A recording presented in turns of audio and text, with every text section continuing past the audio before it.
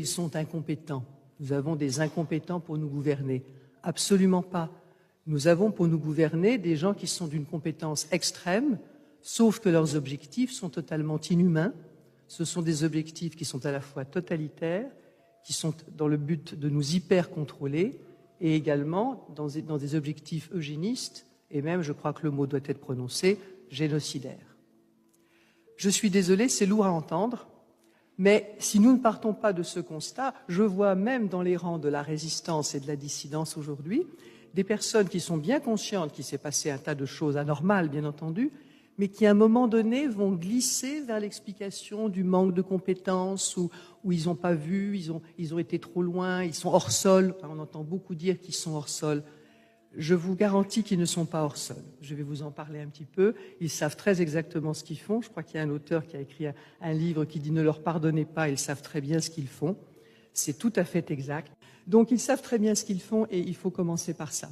Donc, je vous resitue quand même rapidement leurs objectifs et pourquoi je dis que ce sont des objectifs de ce genre. Qu'est-ce que c'est qu'un objectif totalitaire, contrairement par exemple à une dictature qui peut pendant quelque temps prendre le pouvoir quelque part? Un objectif totalitaire, comme nos gouvernants d'aujourd'hui, c'est de prendre le pouvoir sur toutes les dimensions de la vie des gens, depuis la dimension politique, mais ça c'est pareil que la dictature, mais bien entendu la dimension privée, leur façon de vivre, leur santé, et jusqu'à un moment donné, la façon de penser, ce que les personnes vont croire, ce à quoi elles vont adhérer. Donc vous voyez, c'est un peu comme moi je prends souvent l'image d'une toile d'araignée, c'est quelque chose qui vous enveloppe progressivement, délicatement, et à un moment donné, vous vous retrouvez totalement, comme l'insecte dans la toile d'araignée. Tous les domaines de votre vie sont contraints. On le voit aujourd'hui. On parle aussi, bien sûr, de la monnaie, de l'identité numérique, de la monnaie des espèces qui vont disparaître. C'est-à-dire que tous nos domaines de vie, progressivement, sont envahis par l'État et qui le fait, bien entendu, dans un objectif. Alors, pourquoi le totalitarisme? Eh bien, visiblement, pour contrôler les masses, pour contrôler les populations et pour les mener vers un système qu'ils ont décrit largement. Et ça, je pense que c'est très important de le dire. Moi, j'ai travaillé avec des gens qui avaient travaillé bien avant moi. J'ai beaucoup lu, je me suis renseigné sur tout ce que je ne connaissais pas. Beaucoup de travaux ont été faits. Il faut revenir à des origines que je n'aurai pas le temps de vous expliquer entièrement aujourd'hui, mais je vous invite à lire beaucoup, bien entendu, les ouvrages de Pierre Hillard, les ouvrages de Marion Sigaud, mais aussi les Américains, John Coleman. Vous avez plein d'informations pour comprendre et découvrir que ce que nous avons vécu pendant le Covid et ce qui continue aujourd'hui est prévu depuis des décennies, pour ne pas dire depuis plusieurs siècles. Alors ça ne veut pas dire qu'ils ont prévu que ça allait se passer exactement comme ça se passe là. Ce qu'ils ont prévu par contre, effectivement, c'est d'aboutir à un contrôle des populations à travers un certain nombre d'instrumentalisations de domaines de vie particuliers. Bien entendu, l'éclatement de la famille en fait partie.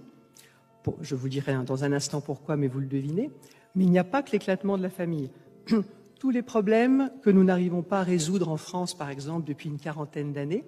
Moi, je vois ça à hauteur de quarantaine d'années, mais pour d'autres, c'est depuis plus longtemps, et pour d'autres, un peu moins. Mais tout ce que nous n'arrivons pas à résoudre, en fait, aujourd'hui, c'est simplement parce que ça ne fait pas partie des choses à résoudre. Ça fait partie des choses à développer pour mieux nous assujettir.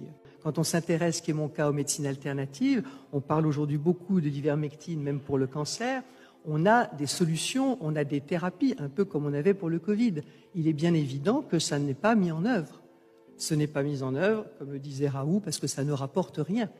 Les molécules naturelles, les produits simples qu'on connaît depuis 50 ans, la bonne vieille aspirine dont on ne parle plus du tout pour la remplacer par le Doliprane. Pardon, je ne devrais pas parler médecine, je parle sous le couvert de Frédéric et tout ça, mais bon, le Doliprane on sait que ces médicaments sont extrêmement mauvais pour le foie et pour d'autres choses. Donc, ces politiques de réduction de la population, où on nuit en fait aux personnes, elles sont là depuis des dizaines d'années. Le Covid n'est qu'une espèce de turgescence. Je pense qu'ils ont essayé de passer un cap supplémentaire. Donc le Covid, dans ce contexte-là, il a eu un petit peu deux objectifs. Probablement l'objectif, malheureusement, de diminuer encore la population, c'est évident. Quand on voit ce qu'ils ont fait pour les personnes âgées, voilà, il n'y a aucune explication. Ils ne peuvent pas s'être trompés en rien. Ils ont vraiment décidé d'euthanasier les personnes âgées. Il faut appeler un chat un chat. Donc le premier objectif, ça a été de passer encore un cap dans cette politique génocidaire. Je pense que le mot n'est pas en trop. Et le deuxième objectif, ça a été de tester la soumission des populations. Voilà. Donc comme je ne sais plus qui avait dit, mais c'est très juste, le vaccin n'a pas été inventé pour le Covid, mais le Covid pour le vaccin, pour pouvoir vacciner. Et de la même manière, ils ont voulu tester. Est-ce que les mamans allaient envoyer leurs enfants avec un masque à l'école? Malheureusement, ce fut quand même le cas. Je dis ça sans aucun jugement, parce que Corinne nous a très très bien expliqué tout à l'heure le mécanisme de la peur. Ça fait partie des ingénieries sociales qu'ils mettent en œuvre, et donc ils savent très bien ce qu'ils font. Alors, quand je dis, je suis parti un peu loin de la perversion, mais je vais revenir, juste un mot sur un peu l'historique de tout ça.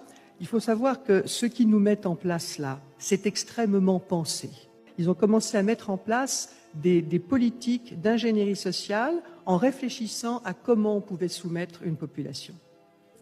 Alors, par différents moyens, on peut notamment soumettre une population en la divisant, c'est ce que nous venons d'évoquer, en divisant les populations à différents niveaux, en les rendant malades, bien entendu, en les éduquant beaucoup moins bien, en les empêchant d'avoir un esprit critique, en les empêchant de lire, parce que finalement la lecture c'est pas très intéressant, sauf que c'est dans la lecture que vous comprenez absolument tout du monde et de ses vices.